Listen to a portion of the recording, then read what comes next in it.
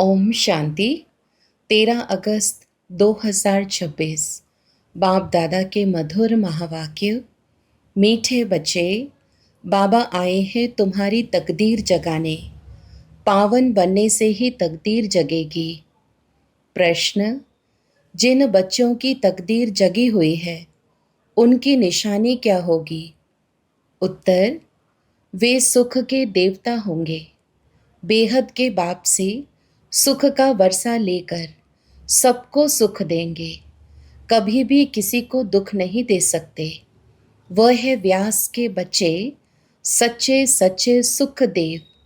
दूसरा, वह 5 विकारों का संन्यास कर सच्चे सच्चे राजयोगी राज ऋषि कहलाते हैं।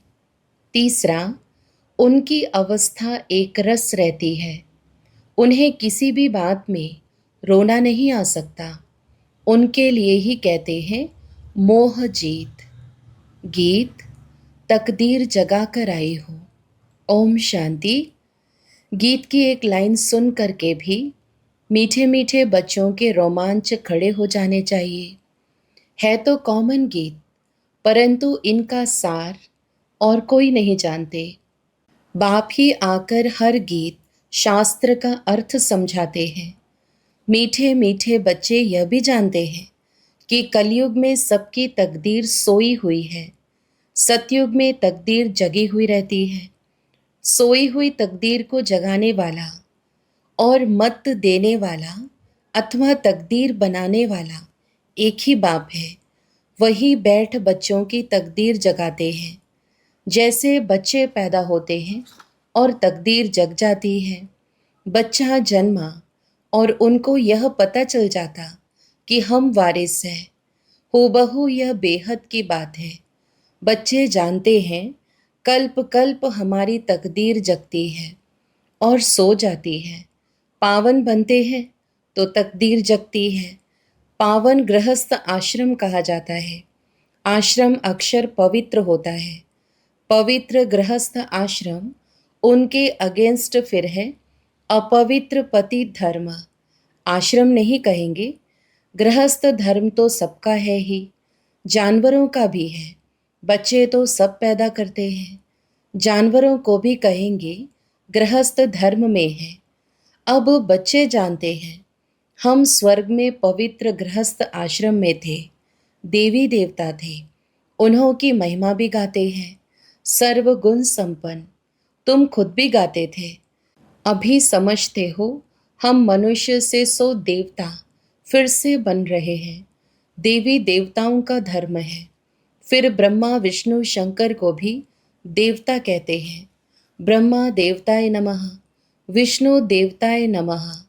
शिव के लिए कहेंगे शिव परमात्माय नमः। तो फर्क हुआ ना। शिव और शंकर को एक कह नहीं सकते। पत्थर बुद्धि थे, अब पारस बुद्धि बन रहे हैं। देवताओं को तो पत्थर बुद्धि नहीं कहेंगे। फिर ड्रामा प्लान अनुसार रावण राज्य होने से उन्हों को भी सीढ़ी उतरनी है। पारस बुद्धि से पत्थर बुद्धि बनना है। सबसे बुद्धिवान बनाने वाला तो एक ही बाप है। तुमको पारस बुद्धि बनाते हैं। तुम यहाँ आते हो पारस बुद्धि बनने।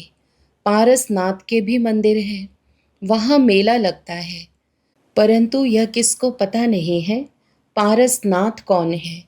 वास्तव में पारस बनाने वाला तो बाप ही है। वह है बुद्धिवानों की बुद्धि। यह है तुम बच्चों की बुद्धि के लिए खुराक। बुद्धि कितना पलटती है। जैसे गाया जाता है सी नो इविल। अब बंदरों की तो बात नहीं। मनुष्य ही जैसे बंदर मिसल बन जाते हैं। एप्स अर्थात वन मानुष की मनुष्य से भेंट की जाती है। इसको कहा ही जाता है कांटों का जंगल। कितना एक दो को दुख देते रहते हैं। अभी तुम बच्चों की बुद्धि को खुराक मिल रही है। बेहद का बाप खुराक दे रहे हैं। यह पढ़ाई है। इसको ज्ञान अमृत भी कहते हैं। कोई जल आदि नहीं। आजकल सब चीज़ों को अमृत कह देते हैं। गंगा जल को भी अमृत कहते हैं। देवताओं के पैर धोकर पीते हैं, पानी रखते हैं उनको भी अमृत की अंचली समझते हैं। अंचली जो लेते हैं उसको ऐसे नहीं कहेंगे कि यह पतितों को पावन बनाने वाला है। गंगा जल के लिए कहते हैं पतित पावनी है। कहते भी है मनुष्य मरे तो गंगा जल मुख में हो। दिखाते हैं अर्जुन ने बाण मारा फिर अमृत जल पिलाया। तुम बच्चों ने कोई बाण आदि नहीं चलाए हैं। एक गांव है जहां बाणों से लड़ाई करते हैं। वहां के राजा को ईश्वर का अवतार कहते हैं। बाप कहते हैं यह सब भक्ति मार्ग के गुरु हैं। सच्चा सच्चा सतगुरु एक ही है। सर्व का सद्गति दाता एक है जो सबको साथ ले जाते हैं। बाप के सिवाय वापस कोई ले नहीं जा सकता। ब्रह्म में लीन हो जाने की भी बात नहीं। यह नाटक बना हुआ है जो चक्र अनादि फिरता ही रहता है। वर्ल्ड की हिस्ट्री ज्योग्राफी कैसे रिपीट होती है यह अभी तुम जानते हो। मनुष्य अर्थात आत्माएं अपने बाप रचता को भी नहीं जानती हैं। जिसको याद भी करते हैं ओ गॉडफादर। हद के बाप को कभी गॉडफादर नहीं कहेंगे। गॉडफादर अक्षर बहुत अदब अर्थात इज्जत से कहते हैं। उनके लिए ही कहते हैं वह पतित पावन दुख हरता सुख करता है। एक तरफ कहते हैं वह दुख हरता सुख करता है और फिर कोई दुख होता है वह बच्चा आदि मर जाता है तो कह देते ईश्वर ही सुख दुख देता है। ईश्वर ने हमारा बच्चा ले लिया यह क्या किया। ईश्वर को फिर गालियां देते हैं। कहते भी है ईश्वर ने बच्चा दिया है फिर अगर उसने वापस ले लिया तो तुम रोते क्यों हो। ईश्वर के पास गया ना। सतयुग में कब कोई रोते नहीं है। बाप समझाते हैं रोने की तो कोई दरकार नहीं। आत्मा को अपने हिसाब किताब अनुसार जाकर पार्ट बजाना है। ज्ञान न होने के कारण मनुष्य कितना रोते हैं जैसे पागल हो जाते हैं। यहाँ तो बाप समझाते हैं अम्मा मरे तो भी हलवा खाना। बाप मरे तो भी हलवा खाना। नष्टो मोहा होना है। हमारा तो एक ही बेहद का बाप है दूसरा ना कोई। ऐसी अवस्था बच्चों की होनी चाहिए। मोहजित राजा की कथा भी सुनी है ना। सतयुग में कभी दुख की बात नहीं होती न कभी अकाली मृत्यु होती है। बच्चे जानते हैं हम काल पर जीत पाते हैं। बाप को महाकाल भी कहते हैं। कालों का काल। तुमको काल पर जीत पानी है अर्थात काल कब खाता नहीं। काल न आत्मा को न शरीर को खा सकता। आत्मा एक शरीर छोड़ दूसरा लेती है उसको कहते हैं काल खा गया। बाकी काल कोई चीज़ नहीं है। मनुष्य महिमा गाते रहते हैं समझते कुछ नहीं। अच्युतम केशवम। बाप समझाते हैं ये 5 विकार तुम्हारी बुद्धि को कितना खराब कर देते हैं। इस समय कोई भी बाप को नहीं जानते हैं इसलिए इनको आर्फन की दुनिया कहा जाता है। कितना आपस में लड़ते झगड़ते रहते हैं। यह सारी दुनिया बाबा का घर है ना। बाप सारी दुनिया के बच्चों को पतित से पावन बनाने आते हैं। आधा कल बरोबर पावन दुनिया थी ना। गाते भी हैं राम राजा राम प्रजा। वहाँ फिर अधर्म की बात हो कैसे सकती। कहते भी है वहाँ शेर बकरी इकट्ठे जल पीते हैं। फिर वहाँ रावण आदि कहाँ से आए समझते नहीं। बाहर वाले तो ऐसी बातें सुनकर हंसते हैं। बाप आकर ज्ञान देते हैं यह पतित दुनिया है ना। अब प्रेरणा से पतितों को पावन बनाएंगे क्या। बुलाते हैं पतित पावन आओ तो जरूर भारत में ही आया था। अब भी कहते हैं मैं ज्ञान का सागर आया हूँ तुम्हें आप समान मास्टर ज्ञान सागर बनाने। बाप को ही सच्चा सच्चा व्यास कहेंगे तो यह व्यास देव और तुम उनके बच्चे सुख देव। तुम अभी सुख के देवता बनते हो। सुख का वर्षा ले रहे हो व्यास शिवाचार्य से। व्यास के बच्चे तुम हो परंतु मनुष्य मूंझ ना जाए इसलिए कहा जाता है शिव के बच्चे। उनका असुल नाम है शिव। आत्मा को जाना जाता है परमात्मा को भी जाना जाता है। वही आकर पतित से पावन बनने का रास्ता बताते हैं। कहते हैं मैं तुम आत्माओं का बाप हूँ। कहते हैं अंगूठे मिसल है। इतना बड़ा तो यहाँ ठहर भी ना सके। वह तो बहुत सूक्ष्म है। डॉक्टर लोग भी माथा मारते हैं आत्मा को देखने के लिए, परंतु देख नहीं सकते। आत्मा को रियलाइज किया जाता है। बाप पूछते हैं अब तुमने आत्मा को रियलाइज किया? इतनी छोटी सी आत्मा में अविनाशी पार्ट नोंधा हुआ है। जैसे एक रिकॉर्ड है। पहले तुम देह अभिमानी थे, अभी देही अभिमानी बने हो। तुम जानते हो हमारी आत्मा 84 जन्म कैसे लेती रहती है। उनका एंड नहीं होता। कोई कोई पूछते हैं यह ड्रामा कब से शुरू हुआ, परंतु यह तो अनादि है। यह कभी विनाश नहीं होता। इनको कहा जाता है बना बनाया अविनाशी वर्ल्ड ड्रामा। वर्ल्ड को भी तुम जानते हो। जैसे अनपढ़ बच्चों को पढ़ाई दी जाती है, ऐसे बाप तुम बच्चों को पढ़ा रहे हैं। आत्मा ही शरीर द्वारा पढ़ती है। यह है पत्थर बुद्धि के लिए फूड। बुद्धि को समझ मिलती है। तुम बच्चों के लिए ही बाबा ने चित्र बनवाए हैं। बहुत सहज है। त्रिमूर्ति ब्रह्मा विष्णु शंकर। अब ब्रह्मा को त्रिमूर्ति क्यों कहते हैं? देव देव महादेव एक दो के ऊपर रखते हैं। अर्थ कुछ भी नहीं जानते। अब ब्रह्मा कैसे हो सकता? जबकि ब्रह्मा को प्रजापिता कहा जाता है, तो सूक्ष्म वतन में वह देवता कैसे हो सकता? प्रजापिता ब्रह्मा तो यहाँ होना चाहिए। यह बातें कोई भी शास्त्र में है नहीं। बाप कहते हैं मैं इस शरीर में प्रवेश कर इन द्वारा तुमको समझाता हूँ। इनको अपना रथ बनाता हूँ। इनके बहुत जन्मों के अंत में मैं आता हूँ। यह भी 5 विकारों का संन्यास करते हैं। संन्यास करने वाले को योगी ऋषि कहा जाता है। अभी तुम राज ऋषि हो। तुम प्रतिज्ञा करते हो। वह सन्यासी लोग तो घर बार छोड़ चले जाते हैं।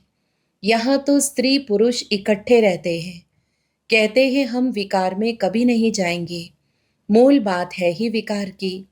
तुम जानते हो शिव बाबा रचयिता है। वह नई रचना रचते हैं। वह बीज रूप सच्चित आनंद का सागर, ज्ञान का सागर है। स्थापना पालना विनाश कैसे करते हैं, यह बाप ही जानते हैं। इन बातों को मनुष्य तो जानते नहीं।